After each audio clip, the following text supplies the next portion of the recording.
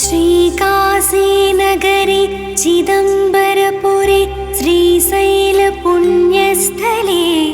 केदारप्रमुखेष्वनन्यशरणे श्वप्याश्रितो यः पुरा लेभे तत्र न निर्वृतिं स गिरिश स्वर्भोगभाग्योदये सानन्दं निवसेत् सदा स गिरिश श्रीराजराजेश्वरः यद्वेदान्तविचिन्तितं परमतत्त्वार्थप्रकाशात्मकं सत्यं ज्ञानमनन्तं माद्यममलं ब्रह्मेति संकीर्त्यते तज्ज्योतिर्मयलिङ्गरूपमभवत् सम्प्रार्थितं योगिभिः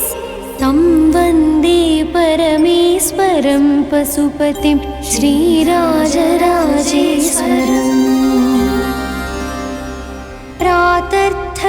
प्रातर्थष्टुमिहागते शिवमहादेवेत्युदात्तस्वरैः विप्रैरन्यजनैः शिवार्चनपरैरभ्यर्च्यते सर्वदा सायं भक्तजनावनार्थमभवत् मन्मन्त्रमूर्तिं मुदा तं वन्दे परमेश्वरं पशुपतिं श्रीराजराजेश्वरम् भक्ते सिद्धिमभीप्सुभिर्भुवि महाराष्ट्रोद्भवैरौत्तरैः राध्रैरन्यप्रदेशं संस्थितजनैः संसेव्यमानो विभुः योऽत्यन्तं तदभीष्टदाननिपुण स्वर्गे यथा कामधुक् तं वन्दे परमेश्वरं पशुपतिं श्रीराजराजेश्वरम् प्रत्यूषे प्रतिबोधितः प्रमथराट् गम्भीरघण्टारवैः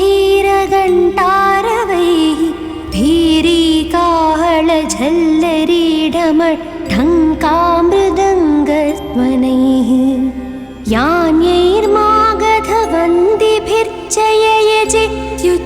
यान्यैर्मागधवन्दिभिर्जययजेत्युच्चैर्वदद्भिः सदा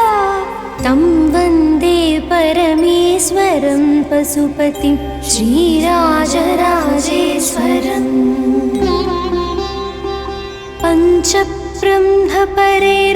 पञ्चब्रह्मपरैर्महोपनिषदां तात्पर्यनिर्णायकैः मन्त्रैरीश्वर एक एव निधिवो नान्यत्परं दैवतम्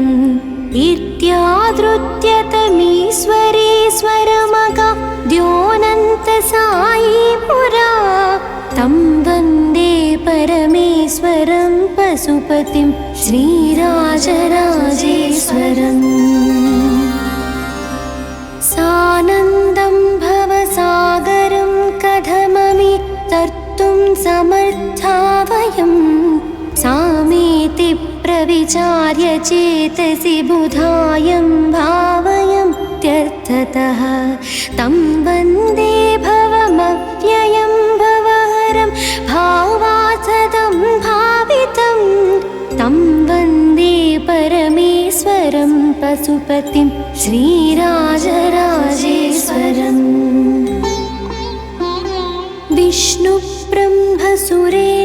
विष्णुब्रह्मसुरेन्द्रमुख्यविबुधा वाञ्छन्ति यस्यद्भुतं मासे मासि महोत्सवं पशुपतेर्द्रष्टुं सकौतूहलाः तं शम्भुं करुणातरङ्गजलधिं कल्याणमूर्तिं कविं तं वन्दे परमेश्वरं पशुपतिं श्रीराजराजेश्वरम् को देवस्मरणार्थिनां भुवि नृणां सौख्यानुसन्धायको भूयादित्यखिलामरेष्वपि चिरां त्वालोच्य योगीश्वरा यं त्वेवं कथयन्ति शङ्करमिति प्रातीतिकान्वर्थकास्तं वन्दे परमेश्वरं पशुपतिं श्रीराजराजेश्वरम्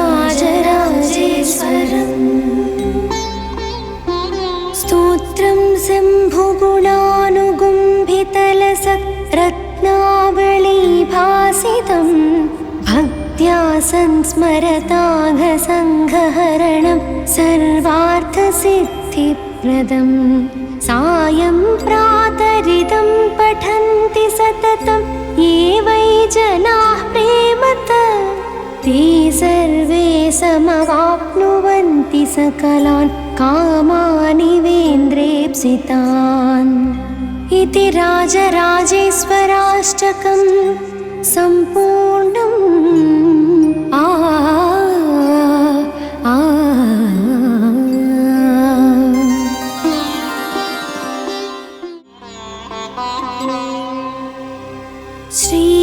श्रीकाशीनगरे चिदम्बरपुरे श्रीशैलपुण्यस्थले केदारप्रमुखेष्वनन्यशरणे श्वप्याश्रितो यः पुरा लेभे तत्र न निर्वृतिं स गिरिश स्वर्भोगभाग्योदये सानन्दं निवसेत् सदा स गिरिश श्रीराजराजेश्वरः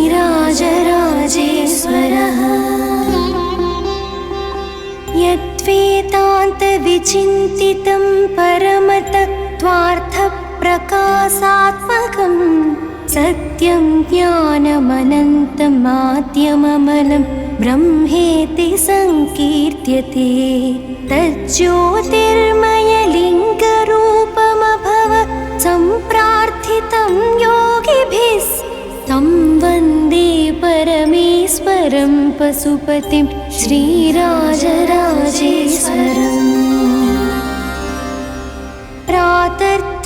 प्रातर्थष्टुमिहागते शिवमहादेवेत्युदात्तस्वरैः विप्रैरन्यजनैः शिवार्चनपरैरभ्यर्च्यते सर्वदा सायं भक्तजनावनार्थमभवत् मन्मन्त्रमूर्तिं मुदा तं वन्दे परमेश्वरं पशुपतिं श्रीराजराजेश्वरम् भक्ते सिद्धिमभीप्सुभिर्भुवि महाराष्ट्रोद्भवैरौत्तरैः राध्रैरन्यप्रदेशं संस्थितजनैः संसेव्यमानो विभुः योऽत्यन्तं तदभीष्टदाननिपुण स्वर्गे यथा कामधुक् तं वन्दे परमेश्वरं पशुपतिं श्रीराजराजेश्वरम् प्रत्यूषे प्रतिबोधितः प्रमथराट् गम्भीरघण्टारवैः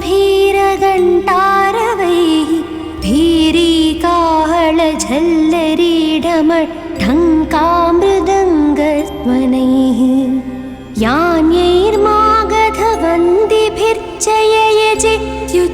यान्यैर्मागधवन्दिभिर्जययजेत्युच्चैर्वदद्भिः सदा तं वन्दे परमेश्वरं पशुपतिं श्रीराजराजेश्वरम्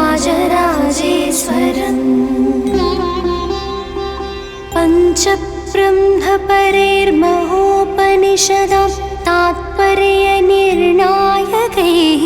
मन्त्रैरीश्वर एक एव निधिवो नान्यत् परं दैवतम्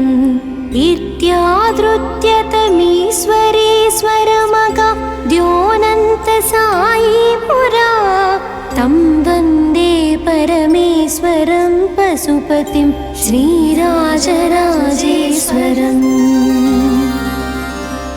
सानन्दं भवसागरं कथममि तर्तुं समर्था वयं सामेति प्रविचार्य चेतसि बुधायं भावयं त्यर्थतः तं वन्दे भवमव्ययं भवहरं भावात्सदं भावितं तं वन्दे परमेश्वरं पशुपतिं श्रीराजराजेश्वरम् विष्णुब्रह्मसुरेन्द्रमुख्यविबुधा देवस्यद्भुतम् मासे मासि महोत्सवं पशुपतेर्द्रष्टुं सकौतूहलाः तं शम्भुं करुणातरङ्गजलधिं कल्याणमूर्तिं कविं तं वन्दे परमेश्वरं पशुपतिं श्रीराजराजेश्वरम् को देवस्मरणार्थिनां भुवि नृणां सौख्यानुसन्धायको भूयादित्यखिलामरेष्वपि चिरां त्वालोच्य योगीश्वरा यं त्वेवं कथयन्ति शङ्करमिति प्रातीतिकान्वर्थकास्तं वन्दे परमेश्वरं पशुपतिं श्रीराजराजेश्वरम् स्तोत्रं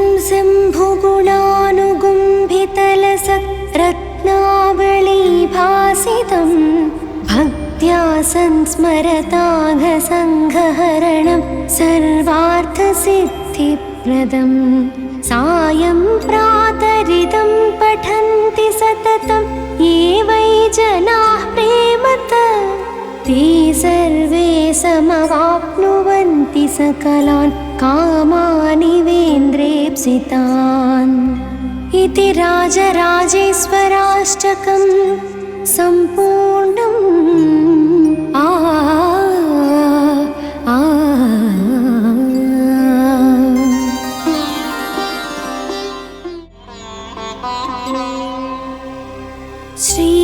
श्रीकाशीनगरे चिदम्बरपुरे श्रीशैलपुण्यस्थले केदारप्रमुखेष्वनन्यशरणे श्वप्याश्रितो यः पुरा लेभे तत्र न निर्वृतिं स गिरिश स्वर्भोगभाग्योदये सानन्दं निवसेत् सदा स गिरिश श्रीराजराजेश्वरः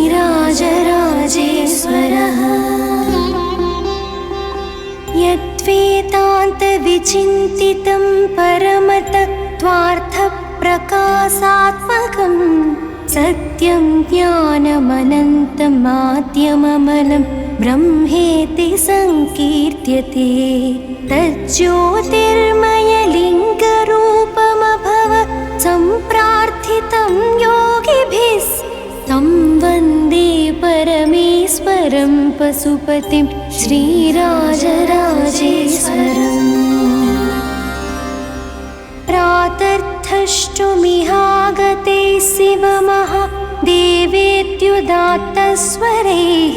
विप्रैरन्यजनैः शिवार्चनपरैरभ्यर्च्यते सर्वदा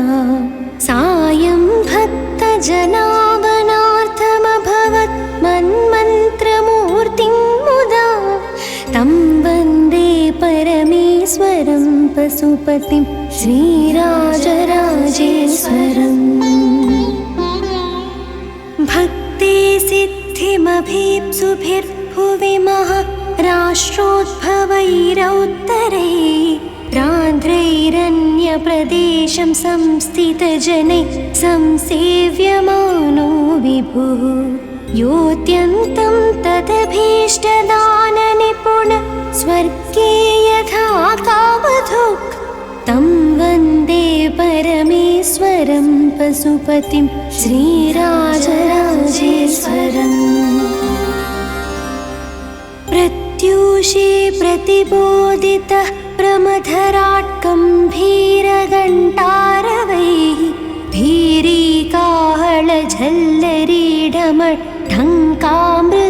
भीरीकाहळझल्लरीढमढङ्कामृदङ्गध्वनैः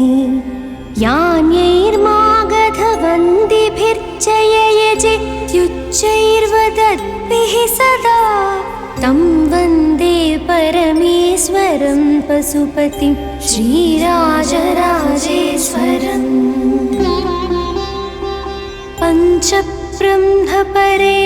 पञ्चब्रह्मपरैर्महोपनिषदां तात्पर्यनिर्णायकैः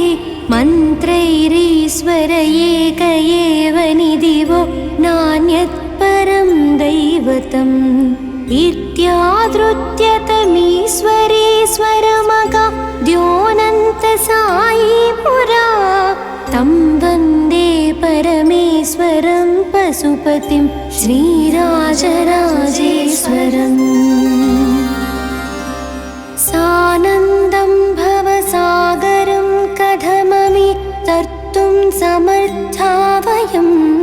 सामेति प्रविचार्य चेतसि बुधायं भावयं त्यर्थतः तं वन्दे भवमव्ययं भवहरं भावात्सदं भावितं तं वन्दे परमेश्वरं पशुपतिं श्रीराजराजेश्वरम्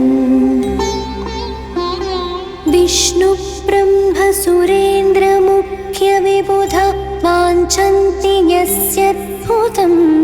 मासे मासि महोत्सवं पशुपतेर्द्रष्टुं सकौतूहलाः तं शम्भुं करुणातरङ्गजलधिं कल्याणमूर्तिं कविं तं वन्दे परमेश्वरं पशुपतिं श्रीराजराजेश्वरम् को देवस्मरणार्थिनां भुवि नृणां सौख्यानुसन्धायको भूयादित्यखिलामरेष्वपि चिरां त्वालोच्य योगीश्वरा यं त्वेवं कथयन्ति शङ्करमिति प्रातीतिकान्वर्थकास्तं वन्दे परमेश्वरं पशुपतिं श्रीराजराजेश्वरम् स्तोत्रं शम्भुगुणानुगुम्भितलसत्रत्नावलीभासितं भक्त्या संस्मरताघसङ्घहरणं सर्वार्थसिद्धिप्रदं सायं प्रातरिदं पठन्ति सततं ये वै जनाः प्रेमतः ते सर्वे समवाप्नुवन्ति सकलान् कामानिवेन्द्रेप्सितान् इति राजराजेश्वराष्टकं सम्पूर्णम्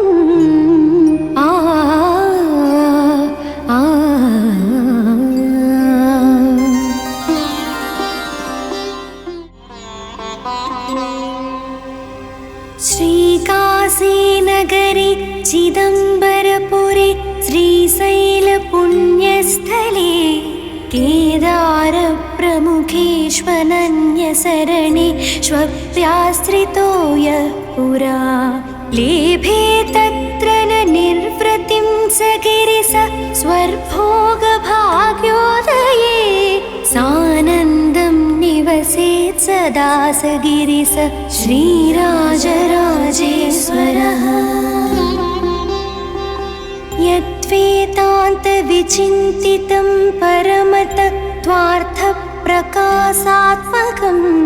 सत्यं ज्ञानमनन्तमाद्यममलं ब्रह्मेति संकीर्त्यते तज्ज्योतिर्मयलिङ्गरूपमभवत् सम्प्रार्थितं योगिभिः तं वन्दे परमेश्वरं पशुपतिं श्रीराजराजेश्वरम् प्रातर्थष्टुमिहागते शिवमहादेवेत्युदात्तस्वरैः विप्रैरन्यजनैः शिवार्चनपरैरभ्यर्च्यते सर्वदा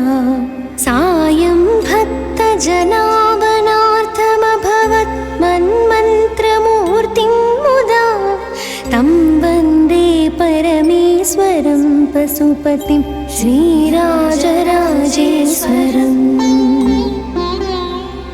भक्ते सिद्धिमभीप्सुभिर्भुवि महाराष्ट्रोद्भवैरौत्तरैः राध्रैरन्यप्रदेशं संस्थितजनैः संसेव्यमानो विभुः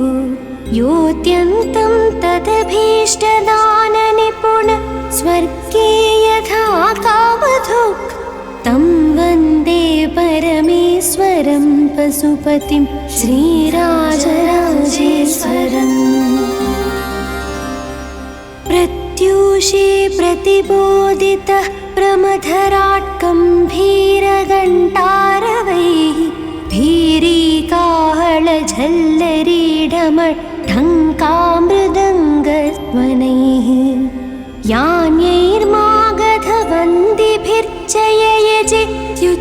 यान्यैर्मागधवन्दिभिर्जययजेत्युच्चैर्वदद्भिः सदा तं वन्दे परमेश्वरं पशुपतिं श्रीराजराजेश्वरम् पञ्चब्रह्मपरैर्महोपनिषदां तात्पर्यनिर्णायकैः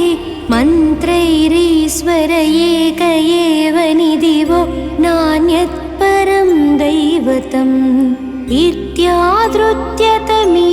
इत्यादृत्यतमीश्वरेश्वरमगा द्योनन्तसायी पुरा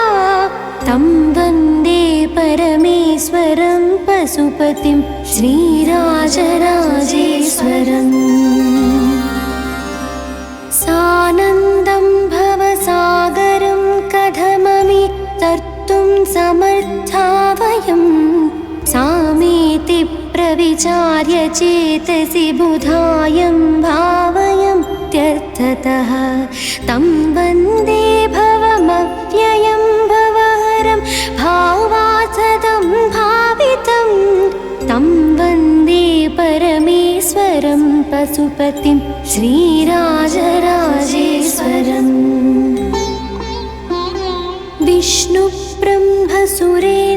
विष्णुब्रह्मसुरेन्द्रमुख्यविबुधा वाञ्छन्ति यस्यद्भुतं मासे मासि महोत्सवं पशुपतेर्द्रष्टुं सकौतूहलाः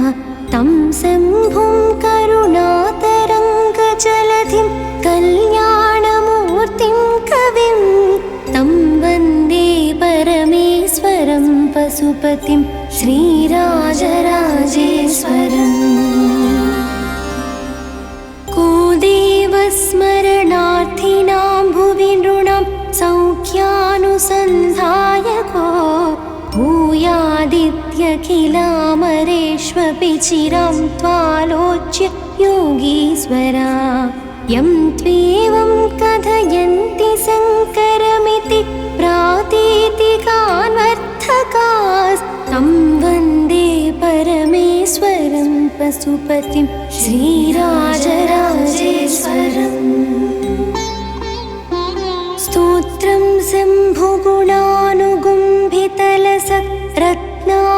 शम्भुगुणानुगुम्भितलसत्रत्नावलीभासितं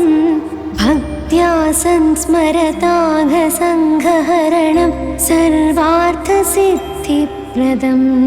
सायं प्रातरिदं पठन्ति सततं ये वै जनाः प्रेमतः ते सर्वे समवाप्नुवन्ति सकलान् कामानिवेन्द्रेप्सितान् इति राजराजेश्वराष्टकं सम्पूर्णम्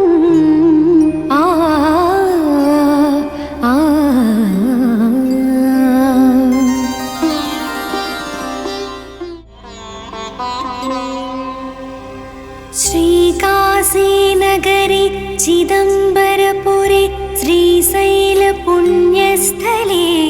केदारप्रमुखेष्वनन्यशरणे श्वप्याश्रितो यः पुरा लेभे तत्र न निर्वृतिं स गिरिश स्वर्भोगभाग्योदये सानन्दं निवसेत् सदा स गिरिश श्रीराजराजेश्वरः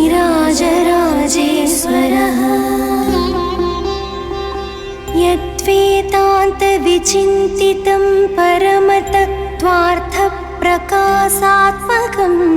सत्यं ज्ञानमनन्तं माध्यममलं ब्रह्मेति संकीर्त्यते तज्ज्योतिर्मयलिङ्गरूपमभव सम्प्रार्थितं योगिभिः तं वन्दे परमेश्वरं पशुपतिं श्रीराजराजेश्वरम्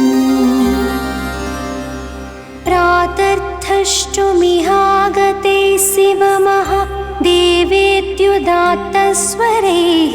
विप्रैरन्यजनैः शिवार्चनपरैरभ्यर्च्यते सर्वदा। सायं भक्तजनावनार्थमभवत् मन्मन्त्रमूर्तिं मुदा। तं वन्दे परमेश्वरं पशुपतिं श्रीराजराजेश्वरम्।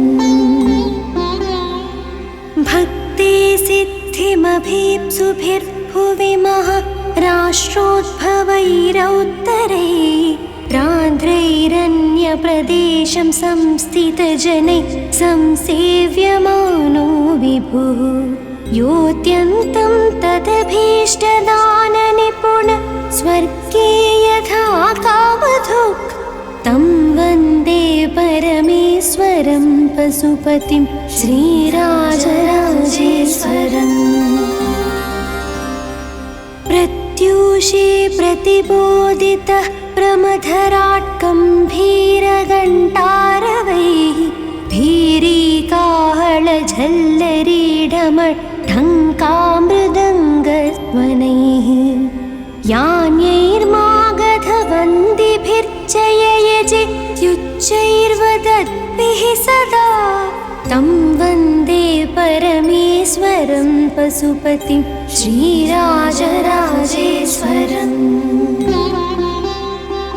पञ्चब्रह्मपरैर्महोपनिषदां तात्पर्यनिर्णायकैः मन्त्रैरीश्वर एक एव निधिवो नान्यत् परं दैवतम्। इत्यादृत्यतमीश्वरेश्वरमगा द्योनन्तसायी पुरा।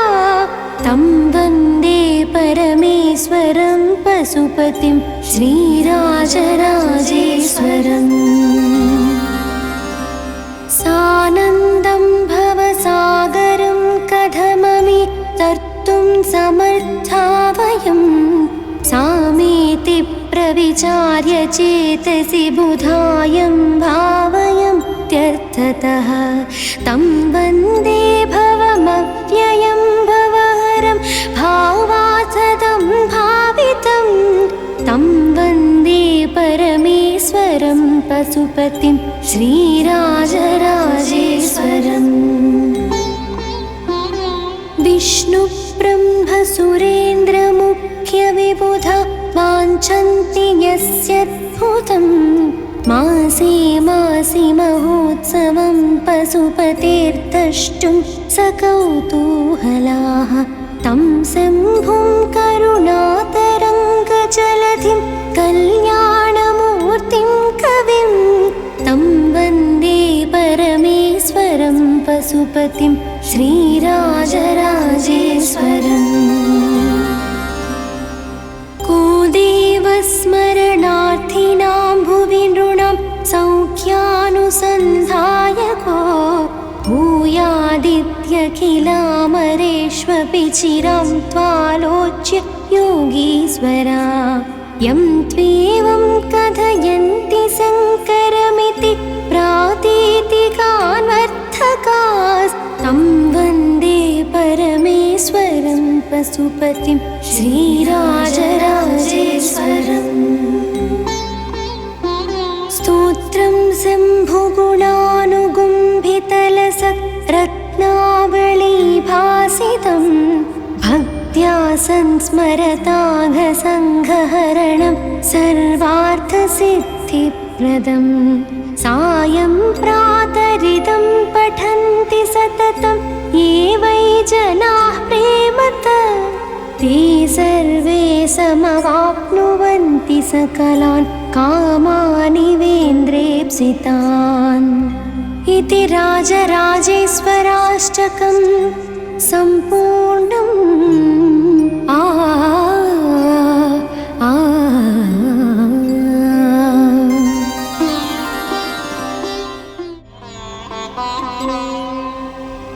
श्रीकाशीनगरे चिदम्बरपुरे श्रीशैलपुण्यस्थले केदारप्रमुखेष्वनन्यशरणे श्वप्याश्रितो यः पुरा।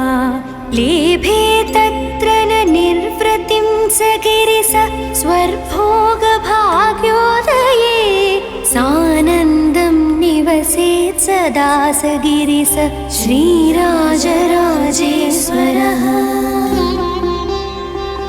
यद्वेदान्तविचिन्तितं परमतत्त्वार्थप्रकाशात्मकं सत्यं ज्ञानमनन्तं माद्यममलं ब्रह्मेति संकीर्त्यते तज्ज्योतिर्मयलिङ्गरूपमभवत् सम्प्रार्थितं योगिभिस्तं वन्दे परमेश्वरं पशुपतिं श्रीराजराजेश्वरम् प्रातर्थष्टुमिहागते शिवमहादेवेत्युदात्तस्वरैः विप्रैरन्यजनैः शिवार्चनपरैरभ्यर्च्यते सर्वदा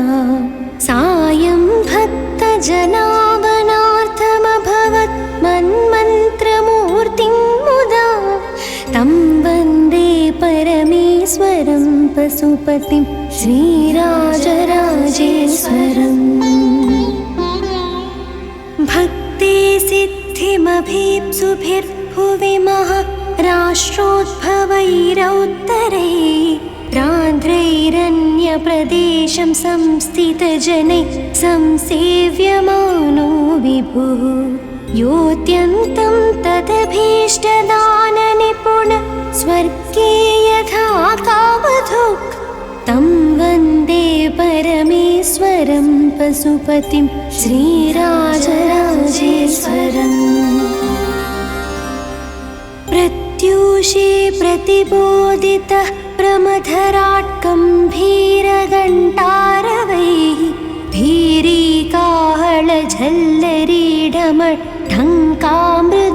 भीरीकाहळझल्लरीढमढङ्कामृदङ्गध्वनैः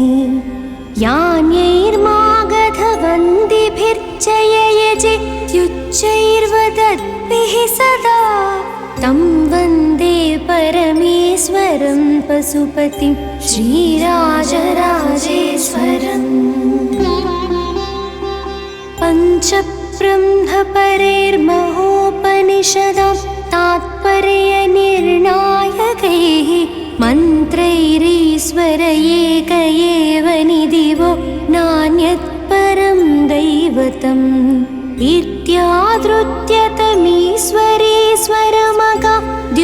इत्यादृत्यतमीश्वरेश्वरमगाद्योऽनन्तसायी पुरा तं वन्दे परमेश्वरं पशुपतिं श्रीराजराजेश्वरम् सानन्दं भवसागरं कथममि तर्तुं समर्था वयं सामेति प्रविचार्य चेतसि बुधायं भावयं त्यर्थतः तं वन्दे भवमव्ययं भवहरं भावात्सदं भावितं तं वन्दे परमेश्वरं पशुपतिं श्रीराजराजेश्वरम्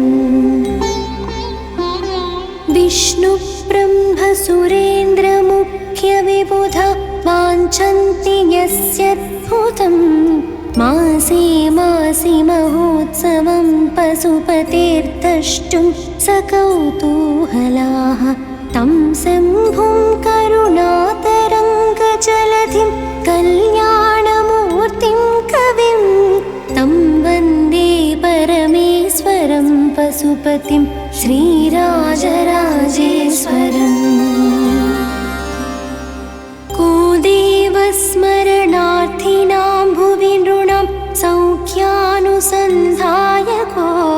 भूयादित्यखिलामरेष्वपि चिरां त्वालोच्य योगीश्वरा